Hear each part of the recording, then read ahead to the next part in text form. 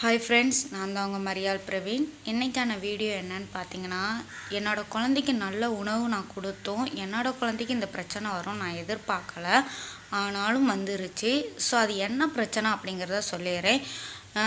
ஏன் அதெல்லாம் நான் உங்கள்கிட்ட சொல்கிறேன்னா, நீங்களும் குழந்தைங்களாம் வச்சுருப்பீங்க. ஸோ கேர்ஃபுல்லாக வச்சுக்கணும் அப்படிங்கிறக்காண்டி தான் இந்த வீடியோ உங்களுக்கு சொல்கிறேன்.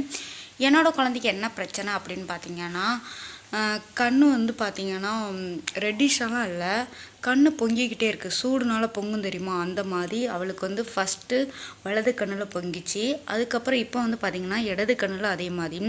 ஸ்கூல் போயிருந்தாங்க. ஸ்கூல் போயிட்டு மதியம் தூங்கி எழுந்திரிச்சப்போ பார்த்திங்கன்னா இந்த சைடு உள்ள கண் ஃபுல்லாமே அப்படியே தண்ணியாக அந்த நீர் வடிஞ்சு அந்த சூடு ஃபேஸே ஒரு மாதிரியாக இருந்துச்சு பாப்பாவுக்கு. ஸோ நான் பார்த்திங்கன்னா என்னோடய குழந்தைக்கு வாரத்தில் 2 நாள் இளநீ கொடுக்குறேன்.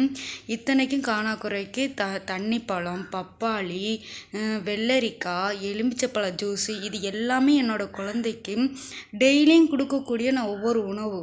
அப்படி இருந்துமே என்னோடய குழந்தைக்கு உடல் சூடு இவ்வளோ இருக்கா அப்படிங்கிறது எனக்கே நேற்று என்னோடய குழந்தைய பார்த்ததில் தெரிஞ்சிச்சு. நம்ம எவ்வளோ தான் கேர்ஃபுல்லாக குழந்தைங்கள பார்த்துக்கிட்டாலும் அடிக்கிற வெயிலை பார்த்தீங்களா? அதனால தான் ஃப்ரெண்ட்ஸ் நான் இந்த வீடியோ இப்போ சொல்லிகிட்டு இருக்கிறேன். அடிக்கிற வெயில் ரொம்ப அதிகமாக இருக்குது. நம்ம குழந்தைங்களுக்கு எவ்வளோ தான் நீர் ஆதாரமாகவே கொடுத்தாலும் உடல் சூடு தனிய மாட்டேக்குது. ஸோ மேக்ஸிமம் பார்த்திங்கன்னா உங்கள் வீட்டில் குழந்தைங்க இருந்தாங்கன்னா ரொம்ப ஹெவியான சூட்டில் இந்த மாதிரி கண் இதில் இருக்குது அப்படின்னா அந்த குழந்தைங்களுக்கு பெருவிரலில் கொஞ்சம் விளக்கெண்ணெய் வச்சு விடுங்க. நேற்று நான் என்னோடய குழந்தைக்கு அப்படி தான் வச்சேன். ஸோ இப்போ ஓரளவு பரவாயில்லை. நானே நினச்சேன், என்னடா இது, நம்ம வாரத்தில் 2 நாள் கம்பல்சரி இளநிலாம் கொடுக்குறோம், தண்ணிப்பழம் நல்லா வாங்கி கொடுக்குறோம், லெமன் ஜூஸ் எல்லாமே கொடுக்குறோமே, அப்புறம் இப்படி அப்படின்னு நினச்சேன். அடிக்கிற வெயில் ரொம்ப அதிகமாக இருக்குது. இப்போமே இது பிப்ரவரி மாதத்துலேயே இவ்வளோ வெயில் அடிக்குதுன்னா இன்னும் போக போக மே மாதத்துலாம் எவ்வளோ அடிக்குன்னு தெரியல. எனக்கு என்னமோ என்னோடய குழந்தைக்கு பெட்டு செட் ஆகலன்னு நினைக்கிறேன். பெட்டில் தான் படுத்து தூங்கும் ரொம்ப நாளாகவே. அவள் பிறந்ததுலேருந்தே பெட்டில் தான் படுத்து தூங்குறா. இருந்தாலும் இந்த வெயில் காலத்துக்கு பெட்டில் படுக்கிற நல்லது இல்லையோன்னு எனக்கு ஒரு தோணுது. ஸோ உங்களோட ஒப்பீனியன் என்னன்னு சொல்லுங்கள். உங்கள் வீட்லேயும் குழந்தைங்க இருந்தாங்கன்னா கொஞ்சம் கேர்ஃபுல்லாக பார்த்துக்கங்க.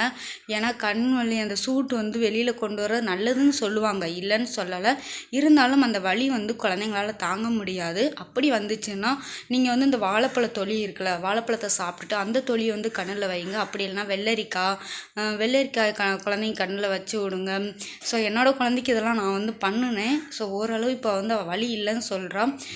எவ்வளோக்குலாம் நம்ம குழந்தைங்களை கேர் பண்ணி பார்க்க முடியுமோ பார்த்துக்கிடணும்ல. ஸோ எதுக்காண்டி இதை நான் சொல்கிறேன்னா, என்னோடய குழந்தை நேற்று நான் கண்ணெலாம் வலிக்கு அப்படின்னு சொன்னப்போ நான் உடனே இது எல்லாத்தையும் பண்ண ஆரம்பித்தேன். ஸோ ஒரு கிட்டத்தட்ட பார்த்திங்கன்னா ஒரு 3/4 மணி நேரத்தில் அம்மா எனக்கு கொஞ்சம் பரவாயில்ல அப்படின்னு சொன்னான். ஸோ அதனால தான் உங்ககிட்ட நான் சொல்லிக்கிட்டு இருக்கேன் ஃப்ரெண்ட்ஸ். ஸோ முடிஞ்ச அளவு நீங்களும் உங்கள் குழந்தைங்களுக்கு இந்த இதை பண்ணுங்கள். வெயில் காலம் ஆரம்பிச்சிருச்சு. மெயினாக நிறைய ப்ராப்ளங்கள் வரும். ஸோ அதை எல்லாத்தையும் சரி பண்ணுறதுக்கு நம்ம தான் சரி பண்ணணும். ஸோ பேரண்ட்ஸை நம்ம தான் சரி பண்ணணும் குழந்தைங்களுக்கு. ஸோ ரொம்ப கேர்ஃபுல்லாக இருங்க ஃப்ரெண்ட்ஸ். இந்த வீடியோவில் சொல்லணும்னு ஆசைப்பட்டேன். ஸோ சொல்லிட்டேன். ஸோ இந்த வீடியோ பயனுள்ளதாக இருந்தால் சின்னதாக ஒரு லைக் ஒன்று போடுங்க. நம்ம சேனல் பிடிச்சா சப்ஸ்கிரைப் பண்ணுங்கள் மக்களே. ஓகே, பாய்.